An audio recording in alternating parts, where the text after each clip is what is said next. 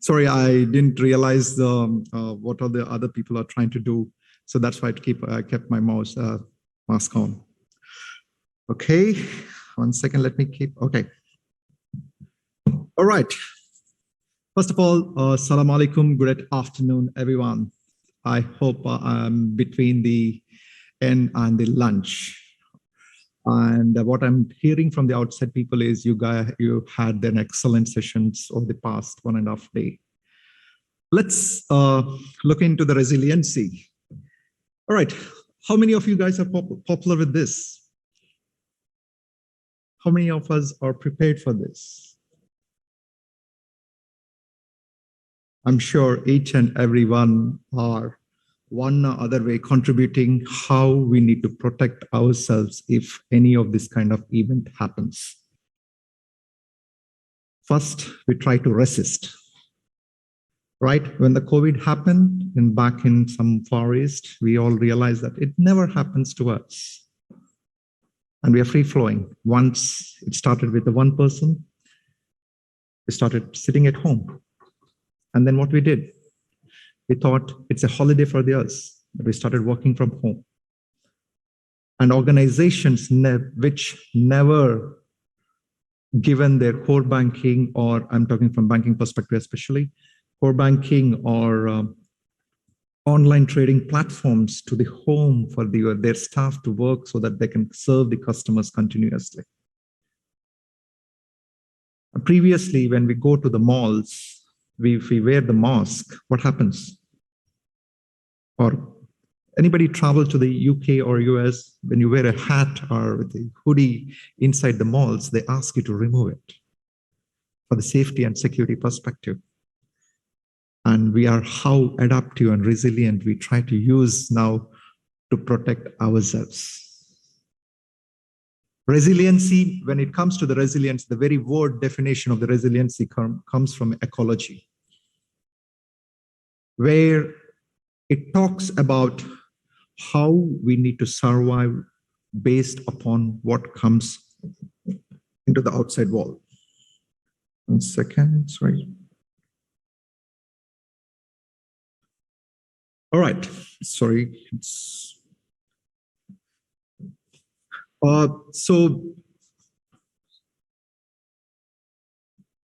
Okay.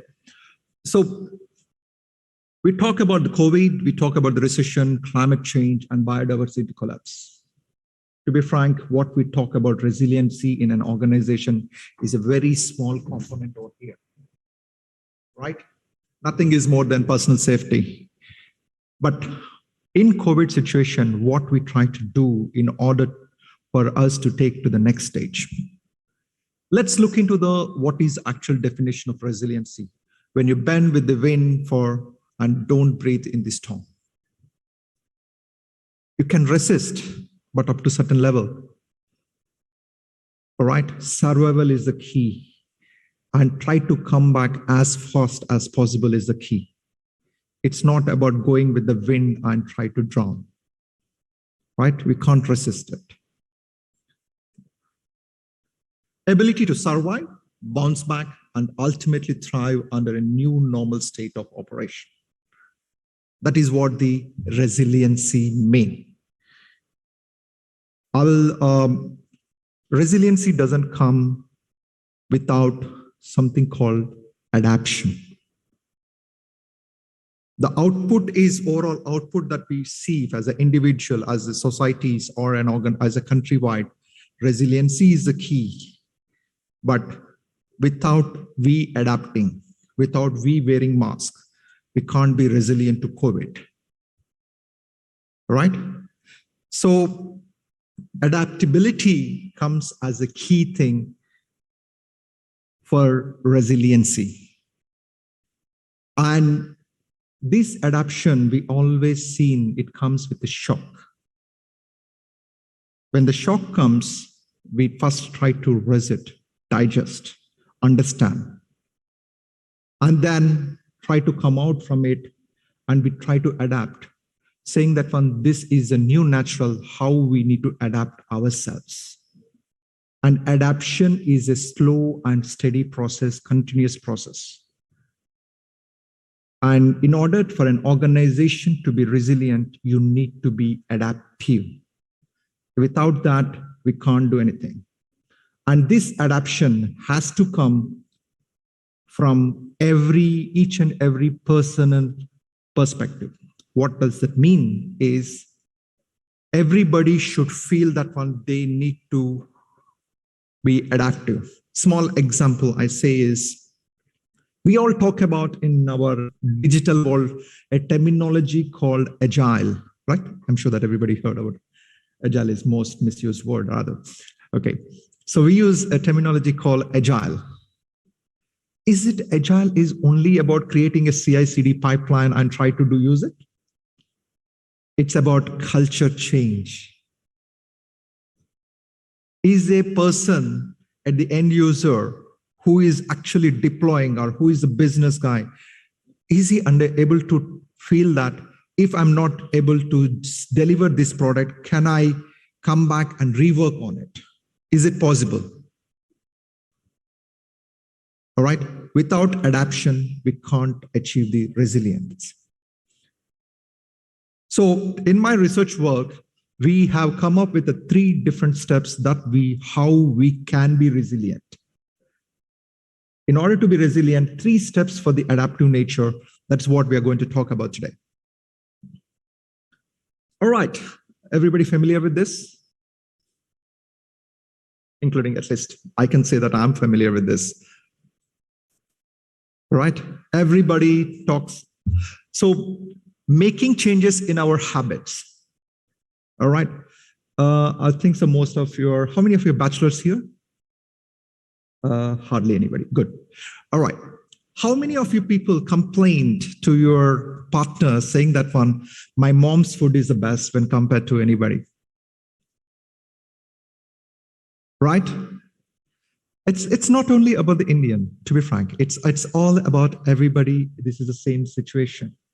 Because from childhood, whenever there is an occasion, there is something is prepared in your food. Small example, mac and cheese or something. It is prepared for you so that you will stick to that particular taste over and over time. Unconsciously, mac and cheese mean for you, that is the taste you have. Even the world's best cook come and prepare mac and cheese for you, you may not like it.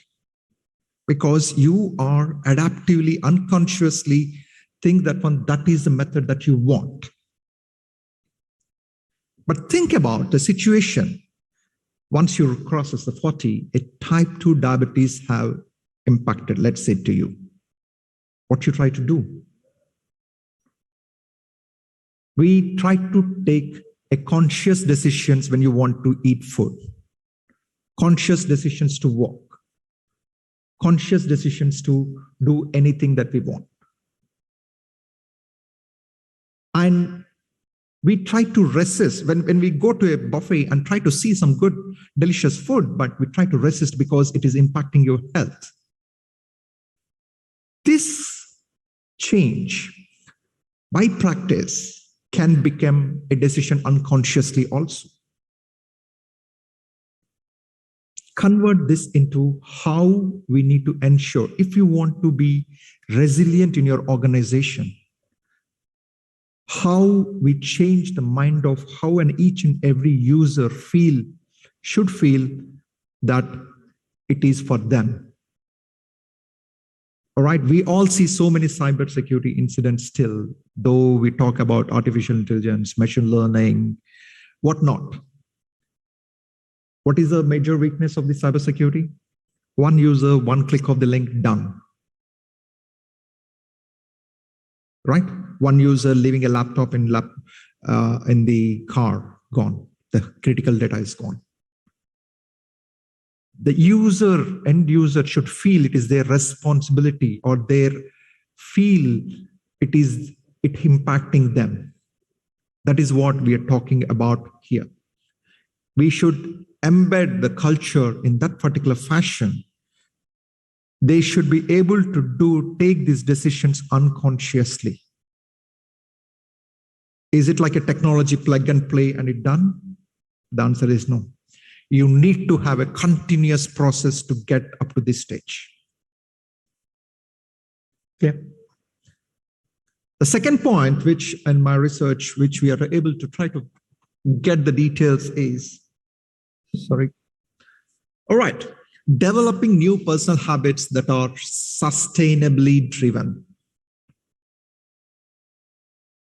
Right?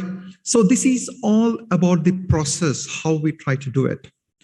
Let me tell you about, I think any normal person with a family, they will be having a schedule.